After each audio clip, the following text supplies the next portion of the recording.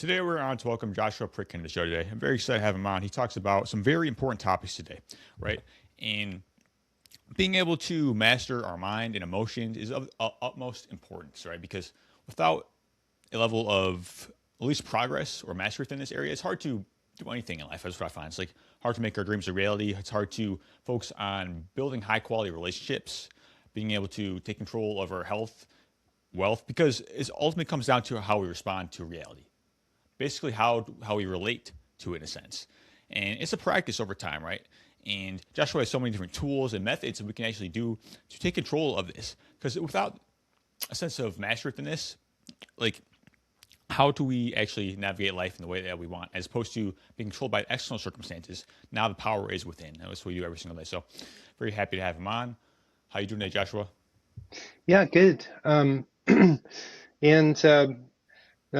the claim that I bring to you today is that there is a way to measure this emotional intelligence um, to develop it in a very predictable, reliable manner, so that I think before identifying this method, I think there wasn't a lot of guidance about how to develop emotional intelligence. Maybe, like maybe you would go to a talk therapy, but then, how much you're really developing there, and like it's kind of haphazard the way that people uh, uh, build an approach to emotional intelligence um, these days. Is that your impression too, Anthony? Yeah, it's like we don't necessarily have a system, right? As you mentioned, it's kind of haphazard. We just kind of throw things together and see what works. And we Yeah. may get some results up front, but it's not long term sustainable. That's kind of the way I look at it too. Okay. So, Anthony, do you or your listeners are they familiar with meditation practice? Oh yeah, for sure. Okay. And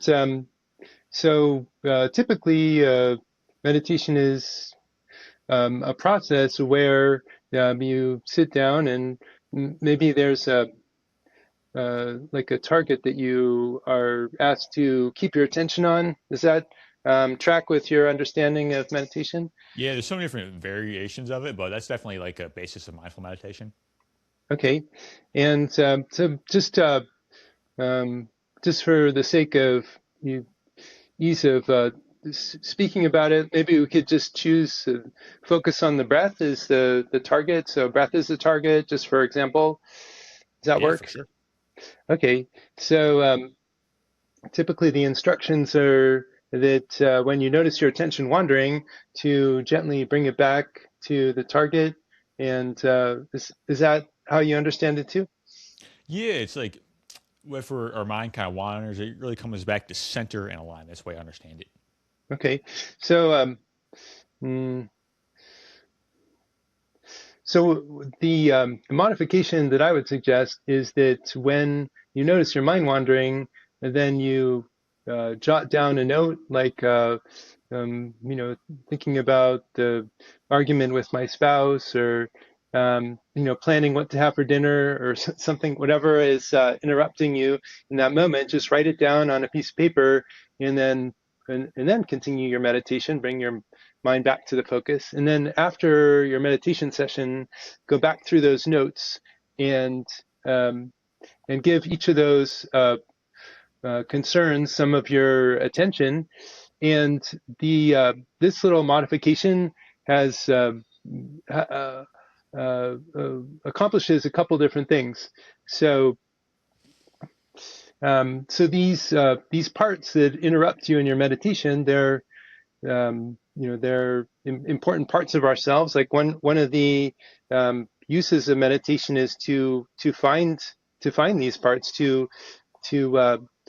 kind of encounter the make enough internal space to encounter these internal parts that are maybe hanging around in the background but didn't feel welcome to come out in ordinary circumstances.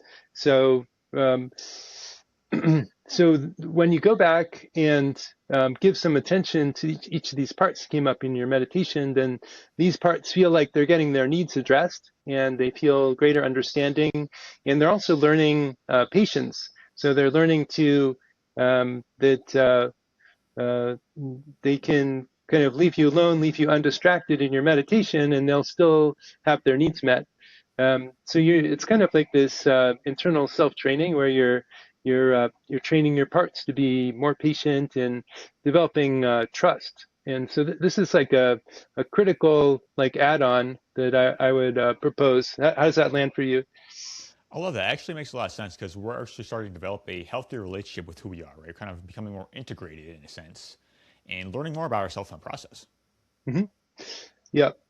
Um, and let's see. So the issue with meditation, so it's a good practice. I recommend it, but it like you still don't have a very clear sense of your progress. Like you may notice that your parts are more trusting. The meditation feels a bit more effortless. Like that's a way of gauging your progress. Is as your parts trust you more, then it'll take less effort. You won't have to force it as much. It'll be um, kind of the when you start your session, it'll just be very, very serene and and easy to maintain your focus on the target. So that's one way of gauging your progress. But it's kind of still depends on self-report. And what what I was hoping to find is a way of measuring progress that doesn't depend on because self-report is such um, a like an inaccurate way of like we don't have much assurance about the accuracy of self-report measurement. So, so in my book, like this is, I also look at the Santo Daime. I have a case study for the Santo Daime religion. Have you heard of this religion? I've not, no. Okay, so the Santo Daime were started about 100 years ago in Brazil, and it it incorporates the ayahuasca drink, the which is like a psychedelic brew, and but the way the psychedelics are used in the Santo Daime is very different. Like uh, we're using the psychedelic with a different intention than we would normally use psychedelics in most other contexts. That makes sense. It's basically what sounds like it's kind of like integrating these things so we can actually develop a healthier relationship with ourselves, right? Because we don't want to necessarily, I guess, be overwhelmed by all these things, but it's more so about how we utilize it in a way that works for us. Okay, right. So, like if I'm going too fast, just pause me. But so the idea is that um, everybody comes together in a Santo Daime ceremony, and they serve the drink, the daime, and then everybody is singing hymns for some hours, maybe 6 or 8 hours, whatever it is. But that's just what's going on the outside. What's going on internally is that the this serotonergic the psychoactive is drawing people into their inner experience and divisions and memories. Um, does that make sense? Yeah, it does. Okay, so and that's usually how psychedelics are used. Is that you would use them to have visionary experiences or explore inwardly, but that's not how they're intended to be used in the ceremony. Instead, what people attending the ceremony are doing is everybody is asked to sing the hymns, and that's for a very particular reason. That when you're singing the hymns and keeping track of where you are in the lyrics and uh, keeping track of the rhythms, then you're staying present with the group, and that's really the goal in these ceremonies is that group presence, and um, and so the psychoactive, if you uh, find yourself uh, like drifting into private visions or exploring internally, then that shows up in your behavior as, maybe not singing anymore or not reading, losing your place in the hymns. And so instead of measuring by self-report, like it's obvious from your behavior that you're having an internal experience, and then you might need to um, go into a different room for, I don't know, half an hour while you recover.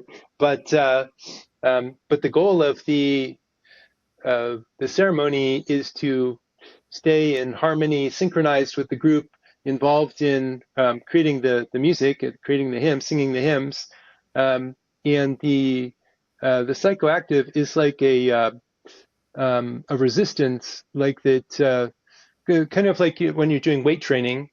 So you would, um, as you're you might start out with a light weight, maybe 20 pounds, you're lifting 20 pounds. And then as you progress, then you would go to increase the weight. And it's very predictable in the sense that that if you go to the gym and you practice, that you're going to build your muscles, and you can measure how much your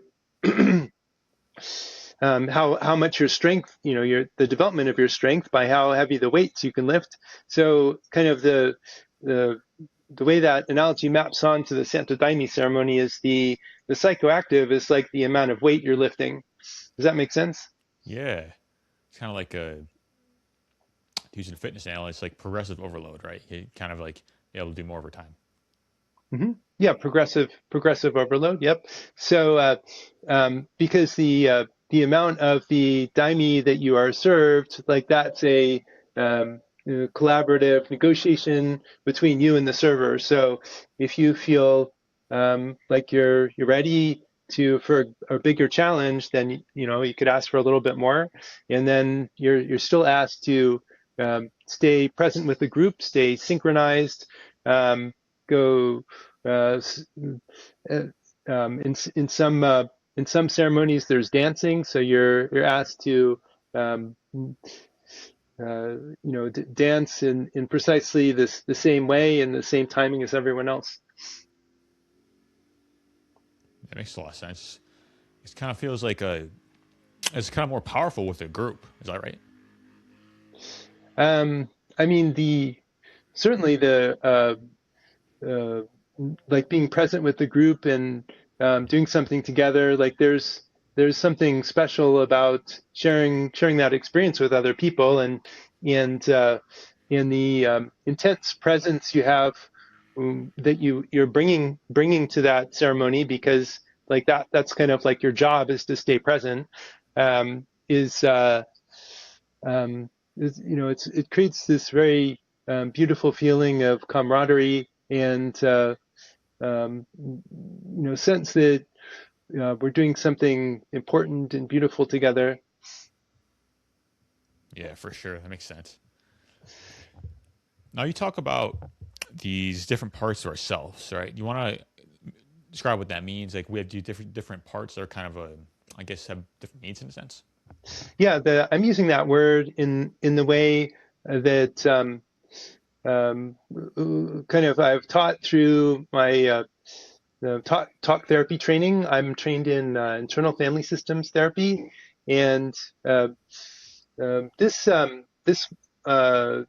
psychological model was developed by Richard Schwartz when he was working with his eating his patients with eating disorders.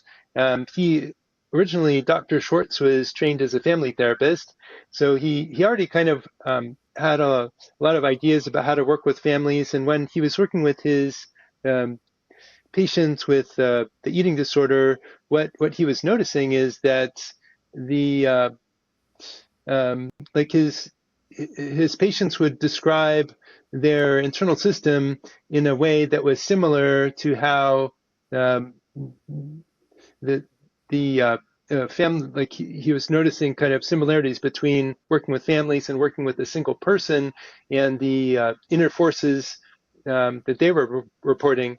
And maybe the easiest way to understand this is um, to consider a time when you felt like mixed feelings. So suppose you're driving to work and you're late. So maybe a part of you wants to get there on time. Another part of you may be worried about speeding, about being pulled over by the police.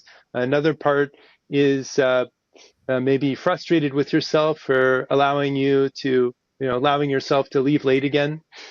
So internal family systems look is a, a a system or a set of techniques for unpacking these mixed feelings into their component parts and getting to know each part and building more trust among these parts and developing more harmony in our inner world. Yeah, it makes sense. Now, where do these parts come from? Like, do they develop in childhood, like over time? Like, how does that all come about? Yeah, that's a good question. So in the Jungian system, Jungian psychology, there's kind of this belief that parts or archetypes, and in the Jungian world, they're called archetypes, which are there's this belief that they're like pre-existing or somehow like genetically encoded. And I don't know if that's true or not. Like maybe it is, but from the point of view of internal family systems, mm, what we see is that parts seem to be appearing according to developmental age. Maybe a young child, maybe 6 years old, they have some parts, but maybe as they develop, like they become teenager, and then they go through puberty, they probably develop other parts related to finding a partners. And so I think it has to do something with developmental age, but there's still some mystery there. Like we don't really know um, for sure, like exactly how parts develop or why they develop, but we can still work with them. Yeah, for sure. And my understanding, these can be kind of worked with and healed over time if necessary. Is that right? Yeah, so it's a talk therapy method. It's used in psychological counseling for people that have severe mental illness, it it seems to help people um, to improve their mental health, to become um, more more integrated, more have a more harmonious inner life. So it's definitely a way of addressing things like depression or these psychiatric diagnoses that people are throw around these terms like about bipolar or borderline personality or schizophrenia or PTSD. Absolutely, that makes sense. It's like, so us in my mind, we're walking around kind of this disintegrated state. We're like, maybe we have some trauma, maybe we have dealt with some things. We're just kind of maybe perhaps cut off from part of ourselves. I feel like this is a great therapy to kind of integrate these things, become more whole and one with ourselves. Is that right? Yeah, for sure. Um, Yeah. like if you like, I could just do a demo with you here now if you're curious to try, if you're Yeah. courageous enough to try. Let's do it. Or maybe you have questions about, maybe you want to take the discussion in a different direction. I'm not sure. It's up to you. Either or. I mean, we can do that. Okay. Um, so maybe you could just check inside for a minute and notice any feelings or that you'd like to get to know better, or thoughts. Maybe you're you may have um, concerns about your audience, um, or how you're performing in the interview or something like that. I'm just like, I have those parts, so I'm wondering maybe you do too. It's like lately it's probably been situational frustration and overthinking. That's what I would say. Situational frustration. So, like, is that associated with a specific situation? Yeah, it's I feel like there's a lot of external distractions. Like it's kind of pulling me away from greatness in a sense. Okay. Like external distractions in terms of like politics or like the news cycle or like what is there people in your life that you feel are distracting you? Like I'm not I sure. would say probably more relational. Relational. Okay. So there's a part of you that is preoccupied with one or more relationships that is that also where the overthinking may be coming from? Perhaps I mean overthinking is kind of like a. I feel like sometimes I just need to be more centered because I do a lot. I do there's a lot of things I'm doing, and I feel like it'd be helpful if like I wouldn't have to think as much in a sense. Sure. So so what I'm hearing is like there's a part of you that's ambitious to achieve many things, but then kind of the downside is as as that part is trying to get so many things done, like it feels a bit overwhelmed. Yeah, Does that resonate? yeah. Okay. And how do you feel towards that part that's ambitious, that's working really hard, but is pretty tired? I mean, I feel like I just kind of need to keep going in a sense, and like I don't know, maybe the distractions won't be there. Like I just kind of persistence is the solution. Okay.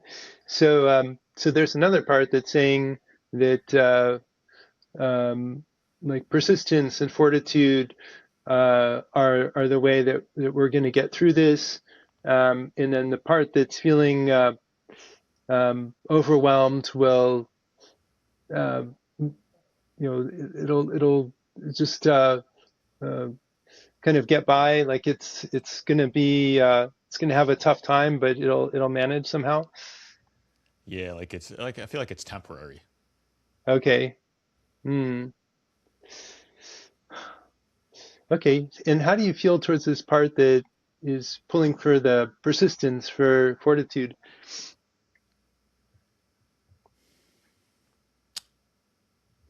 I feel aligned with that Okay. So do you feel some appreciation for it? for sure. Okay. So can you let the part know that you appreciate its ambition and fortitude? Yeah, Yeah. How does the part feel feeling acknowledged? empowered. Yeah. Okay. And would it be okay if we maybe you could ask this part that's ambitious? Would it be okay if we could talk to the one that is feeling overwhelmed? Yeah, Okay.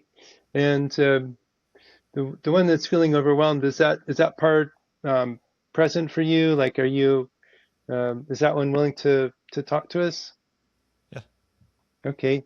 I mean, do you have any parts that are concerned about talking to the one that's overwhelmed? No, Okay. So, can you just um, well, how do you feel towards the part that gets overwhelmed? I feel aligned with it. Like I understand. Yeah, so you feel some compassion, maybe? Is that what I'm hearing? Yeah, Okay. So can you let it know? Can you reach out with that compassion and um,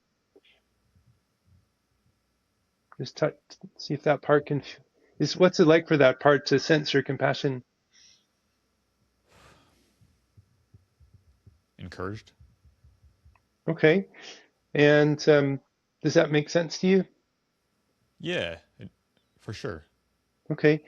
So maybe I'm curious to hear what else that overwhelmed part feels like it's important to share with you.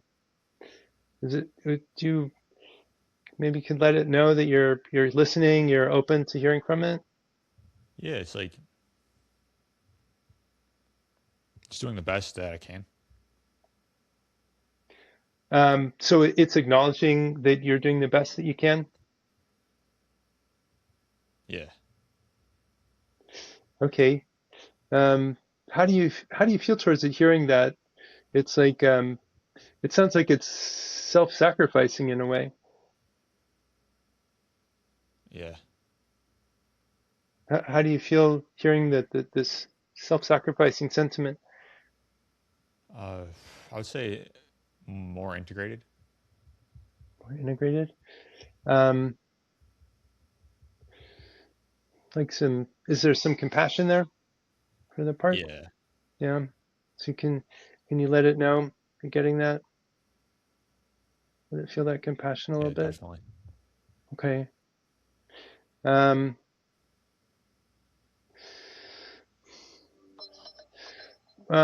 so what's this overwhelm part? Does it um, are there any fears associated with that? Like, No, I don't think so. no? Okay. Okay, good. So these are like the internal family systems techniques of getting to know our internal parts. That's kind of like a little demo. Yeah, it makes a lot of sense. Hmm. I feel like it'd be really valuable, like in different situations, like because it sounds like questions, like in really gaining self awareness within it. Yep, yep. That's what I'm trying to facilitate for sure. Because a lot of us were disconnected from like I guess what is real within ourselves. I feel Hmm. like that could be a great process for many people. So Yeah. that makes sense for sure. Now, when it comes to IFS, like, is there I guess ways we can do it ourselves, or is there times you recommend seeing a practitioner? Like, what are your thoughts when it comes to that? Okay. So to answer that question, I wanted to introduce another term or like a set of terms here that are like really key for understanding IFS. And those terms are being blended and unblended. And so let me just give an example of both.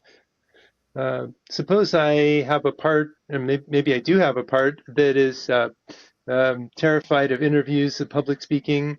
And if I was blended with this part, then it would take over my behavior and I might freeze up. I wouldn't know what to say. My mind might go blank. But if I can stay unblended from it, like it's still present with me, like I still feel that fear, anxiety that's bubbling there. But if it trusts me enough, if we have this relationship built, an inward relationship, then it won't. It can stay unblended, so it doesn't need to control my behavior, and I can let it know I see it, that I see its anxiety, and I'm going to take care of it, maybe now or later, um, and so that's a distinction between blended and unblended. Does that make sense? Yeah, for sure. It sounds like kind of building a solid relationship with yourself in a sense. So you can actually have the resilience to do whatever it is that you want. Yes, yes. So this does, you're anticipating how this uh, is related to kind of your freedom, like because mm, like when parts become blended, suppose I'm angry with my spouse or something, then that that angry part, I could get blended with that angry part, and I may not be aware of other choices. Like I may be committing to behaving in an angry way without um, full awareness of all the different choices that I could make in that moment. So when parts become blended, then that's kind of, in a sense, it's your freedom is limited because you really see the world through the parts lens and behave as just the part really controls your behavior. Does that make sense? Yeah. So you're not like being controlled by these parts anymore because now you have like a sense of freedom within yourself to actually go for whatever it is you want in life. Yep, yep, exactly. Um, So let me try to remember what was your original question. Oh, when to see a therapist. So um, if you notice or other people notice that you tend to become blended with your parts when if you're overcome by whatever it is, anger, frustration, depression, that's when it could be very helpful to see a talk therapist, because when you're blended with your parts, then you're not available to hold space for them. Right. Yeah, holding space is really important, right? Because we don't want to suppress things. We want to be able to integrate them and, be more one in the moment. That's what I look at it too. Yeah, exactly. Now, you also talk about AI and worth. Like, what does that mean? And how can we start to think about that? Yeah, in fact, I think these large language models and in AI more generally um, are related to a religion in a sense, and I want to unpack that. So, so in the last few hundred years, we've developed all these new technologies like the printing press um, and then what else, like I don't know, calculators, and then computers, like and factories, capital investments, like all these inventions. Most of these inventions have increased the differences between people. So as as we've made education more universal, and we have so many colleges here in the U.S. Um, that there's a lot of variability. There's a wide spread between people who are illiterate and people who are college educated, right? So that it increases the differences between people. So some people might be have a PhD after their name, and some people don't. Those are differences that those are like artificial differences that we've created, right? Yeah. And so what AI is doing is for the first time, like, or I don't know if it's the first time, but um, this is a technology that is, instead of increasing differences between people, it's really collapsing differences. So um, so like, just because I have a PhD after my name, like, that doesn't make me, like, if you have access to a chat GPT or Claude or something like that, like you're probably have access to more intelligence than I personally have, right? So it doesn't really matter that I have a PhD after my name anymore. And this is um, some people see this as like a threat. It's like terrifying, because um, it does create like chaos in terms of our economic system. All this training that people have invested in, it it makes that a lot less valuable. And so there's a huge amount of economic dislocation that we're facing, that we have to face. That when ChatGPT can do a lot of the skills that doctors, lawyers, and computer programmers do, like, there's going to be massive economic dislocation. But we shouldn't lose sight of the benefits of reducing the differences between people. Like, suppose suppose we take some examples from recent history. You know, uh, how did you feel about when Elon Musk was in the U.S. government and he dismantled USAID? How did you feel about that? I love that so much. Oh, you loved it? Yeah, I did. How so? Well, it seemed to be like a shadow government in a sense. And so basically, kind of reducing those is a good thing in my mind. Okay, I see. Um, so you were looking at it in terms of uh, like the we were using that humanitarian aid as a way of fostering our philosophy, our like American philosophy, or trying to brainwash people into um, adopting our culture, something like that. Well, honestly, I don't have the greatest understanding of the situation, so I'm just kind of speaking off of it based off what I know. So Okay. basically, my understanding is like I don't know. There's a lot of corruption within there. Honestly, it's Mhm. something I should look more into just to be 100% certain. But Okay. based off what I know, that's what I would say. Okay. Well, the reason I was bringing up the example, and I mean, I don't know the facts on the ground either in a lot of detail, but uh, kind of the what the example meant to me is like here's the Elon Musk is someone who is very intelligent, who is amassed a absurd amount of money.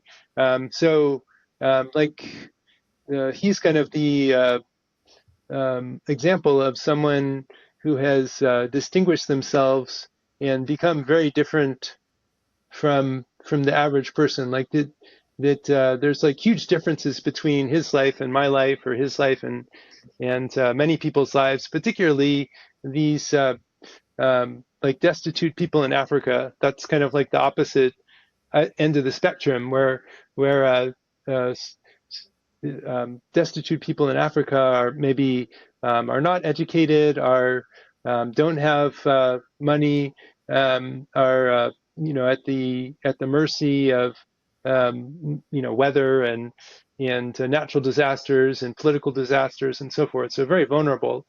Um, and but now that we have AI, like uh, these two profiles have become closer together, right? So just because Elon Musk is smart and well educated, like that means a whole lot less.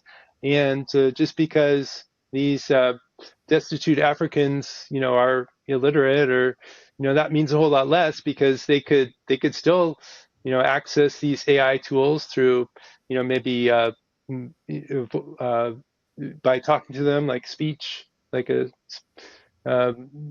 because the tools could probably understand their language, and they could uh, get a hold of intelligence in a way that they couldn't before. So it's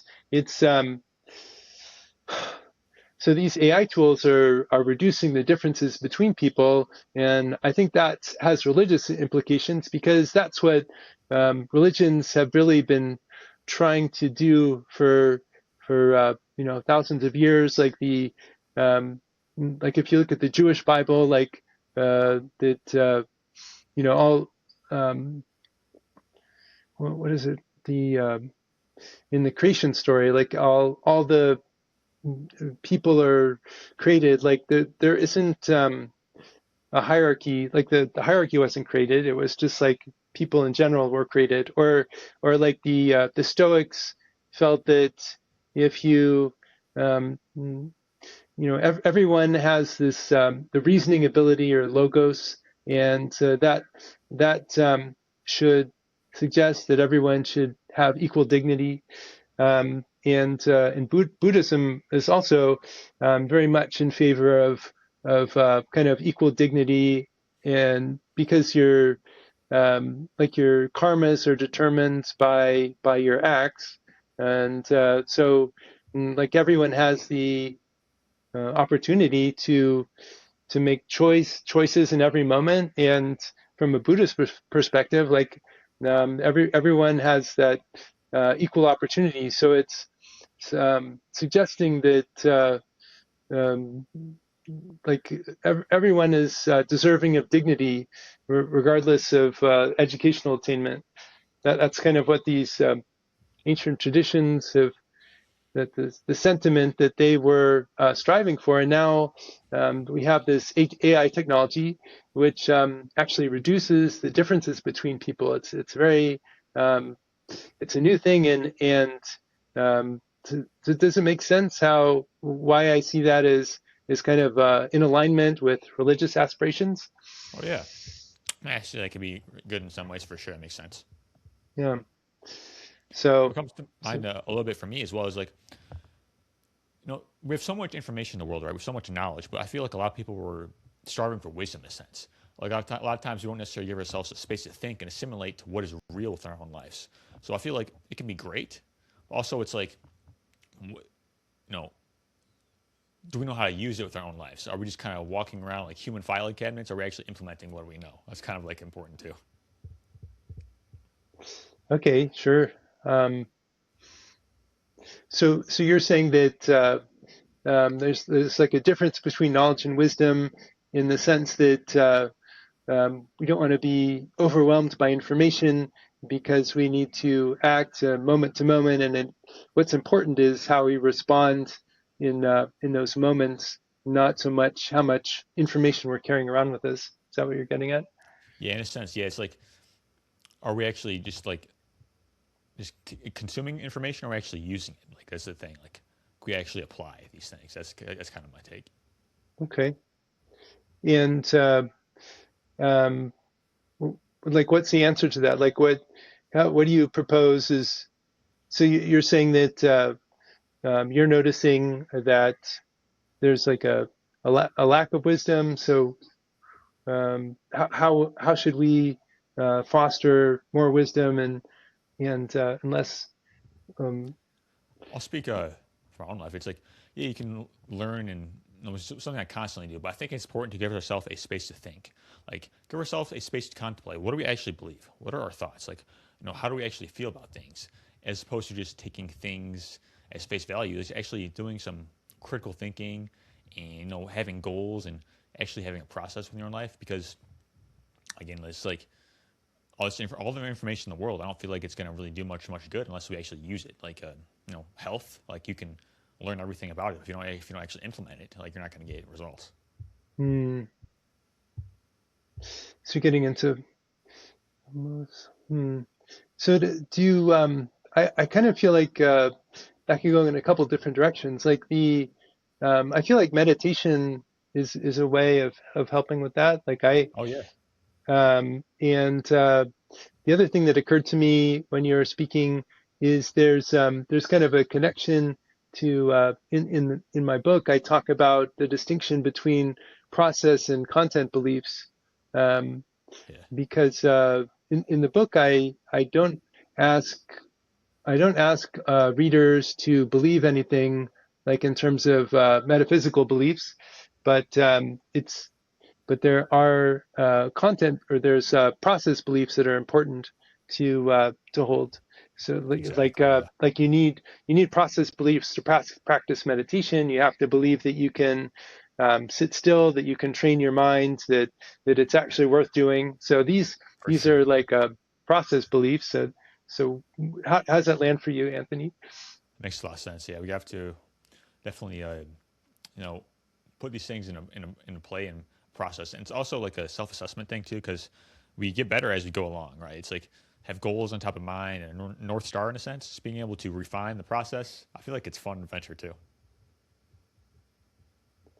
Okay, so you're expressing like the sentiment that you kind of enjoy the process of going through life and trying to get better at it. Is that what you're Oh getting yeah, at? Yeah, definitely. yeah, that's beautiful. Something that came to mind to me as well with AI is like I feel like it's great for so many things. It can be a tool, but I feel like a lot of us are carrying around fear around it.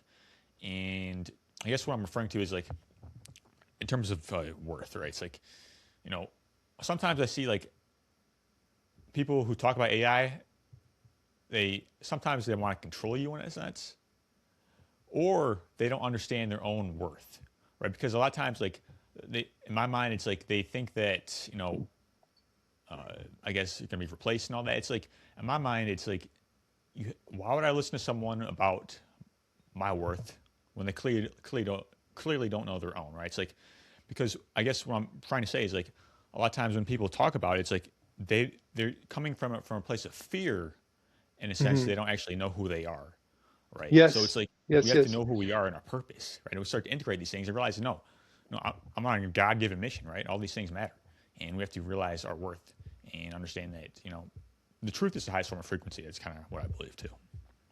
Yeah, yeah, I love how you put that, and I agree because uh, and this connects back to another way to look at what AI is doing is it's doing in psychological terms, it's performing an externalization in the same way that when psychologists are working with children, instead of asking children to talk about, what challenges they're facing at home, you just put children in front of a sand tray with like, toy figures, and then maybe they can act out a play, and as a way of kind of revealing what challenges they're facing at home.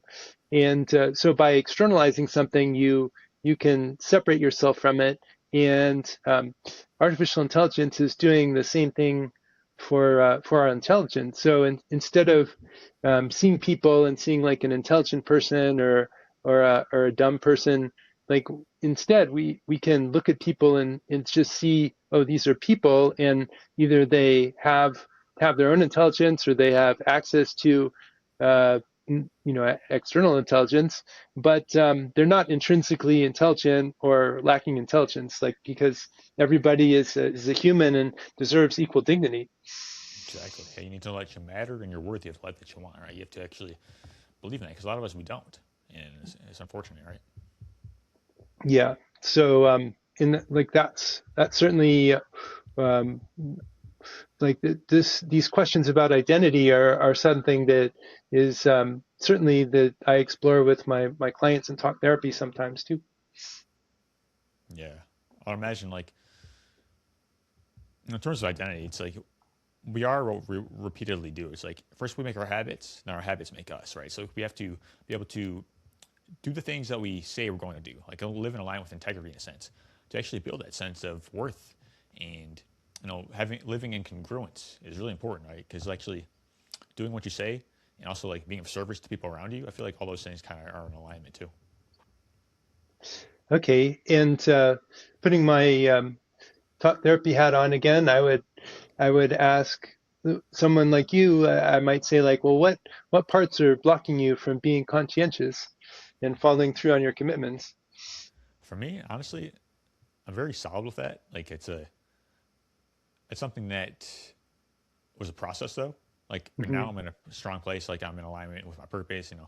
I'm doing everything to become the greatest version of myself every single day, right? But for me, I kind of mentioned it too earlier. It's like struggling with worth and overthinking. Uh, those were like the bigger things in the past, but Okay. it's like Mm.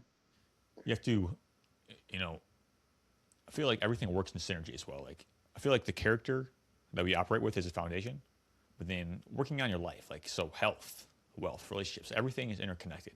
As long as you start to build upon that and you start to live with this growth mindset and actually want people around you to win, like have this altruistic mindset of service and freedom, all these things, I feel like that's Yep. kind of where it's at.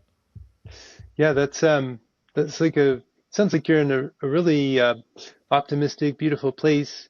Yeah. And like so, and what I was getting at with my question is like, so how did you get there, Anthony? Like you must have worked on all the parts of you that were blocking you from being in that place. So the um, parts that were blocking you from being conscientious, parts that were um, self-doubting, those kinds of parts. You must have wrestled with those parts. 100%, man. It's like, yeah, I had Lyme disease for like 6 years. So basically, Mm, like overcoming all that, it's like having all the symptoms of joint pain, thyroid issues, fibromyalgia. I don't know down the line, but I was in an extreme set of suffering. Right, I can look back. I was like, you can either be a victim or a victor of the circumstances. Being a victim that would lead you to being controlled by the external circumstances, voices saying this is how it's going to be, or you can actually make an internal decision to be a victor, make a conviction within yourself. This is going to happen. You're going to get well. And that's what I did, man. It took me 6 long years of learning all tools of wellness, mindset, personal development. And now it took me 6 months, right? But essentially, it's the process. And I believe that all these challenges don't necessarily happen to us, in a sense, but happen for us. Like we can forge our character in order to live the life we're meant to lead. Because I feel like strength is a key to success. Like we're designed for success and potential. We're designed for greatness. but we just have to activate it, man. And it's always a process. All you have is right now. Amen. Amen, brother. I don't know how to follow that. It's like we all have. You mentioned it before. It's like we all have a purpose and a worth and ways of being, right? We just have to kind of like become. We have to kind of trust the moment because there's going to be difficulties. That's part of it. But as long as we overcome these things and become, it's like we can grow and then we can serve in the way they're meant to, right? Just like we're doing in the moment. Yeah. So, hmm. So at the beginning of this interview, I was talking about like a way of measuring or progressive challenge um, to being staying with the group with a way of measuring self-development. Like, would do you have like hesitations about exploring that yourself personally, or Exploring it like in terms of doing it in a group or by yourself, you mean? yeah, with psychedelics? Have you tried psychedelics before? So yeah, I think psychedelics can be a great tool. I personally have not done it. I mean, I feel like I'm sure you know it's like people they kind of have to be ready for it. I don't really recommend doing it haphazardly, but if you're doing it in a therapeutic setting, I feel like definitely can be some value there. And going back to integration, it's not just about doing the thing, but you actually have to like, integrate these things to actually see the improvement, right? I'm sure you're you know aware of things like that too. Yeah, yeah. No, I agree with you. And so I would be asking the same kinds of questions, like what concerns do you have about using psychedelics? Like I wouldn't want you to use them until you felt very comfortable and all your fears and concerns were addressed. Yeah. I mean, there's so many different paths to the goal, man. Like, there's so many different tools out there. Psychedelics, I feel like, if it's something that you feel called to do in a sense, then sure, right? But it's ultimately like, you know, what is right for you at the moment? Because as you know, it's like, healing, personal development, it's a personalized process. Life is a personalized journey, and we ultimately have to do what's right for us. Yeah, yeah, yeah. Yeah, man. Is yeah, I mean that's I love it. So do you have any more questions for me or like anything else? I'm not sure like how much time we have or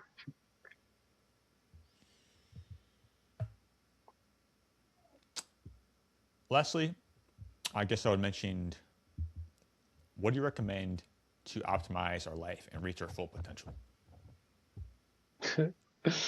well, well, I mean that's kind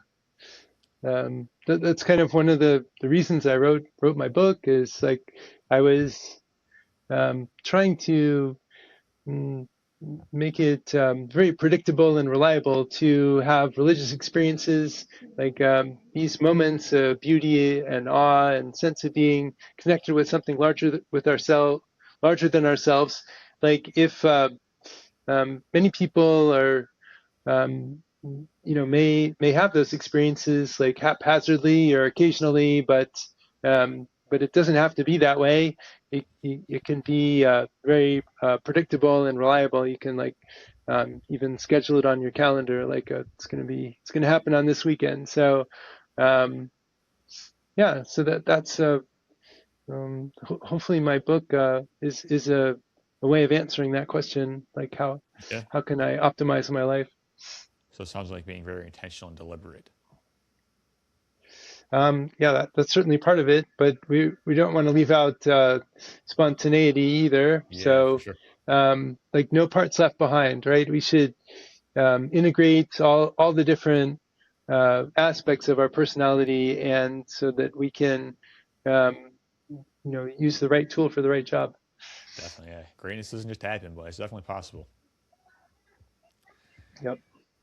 All right, Joshua. It's been awesome, man. I really appreciate you, Dave, for coming on the show, sharing your story with us and all the insights. It's been a lot of fun. I feel like there's a lot of things that we can talk about, but essentially, it's like, you know, growth is a personalized process, and it's a lot of paths to the goal, right? It's like IFS is a great tool, and being able to kind of integrate who we are and or uncover our past and what is it that is holding us back, right? Hmm. And kind of like personalizing it from there, because as I mentioned, like success is a journey, and it's ultimately about growth and service in the process, and whatever we can in order to reach our potential and max out our lives. So it's been a lot of fun, man. Amen. Amen. Sounds like you're on the right track, brother. Same here. So if we want to get connected with you and all your work, where can we go? Yeah, so I would encourage listeners to check out the website for my book. It's unburdened.biz, B-I-Z. And there's a promo video that I made for the book that shows a Santa Daime ceremony, but it's the setting is um, like a bit of a fantastic setting. Like they're on a shallow sandbar in the middle of the ocean. So I would encourage your listeners to check it out. Yeah, stories are a great way of learning. So, all right, man. Thank you so much.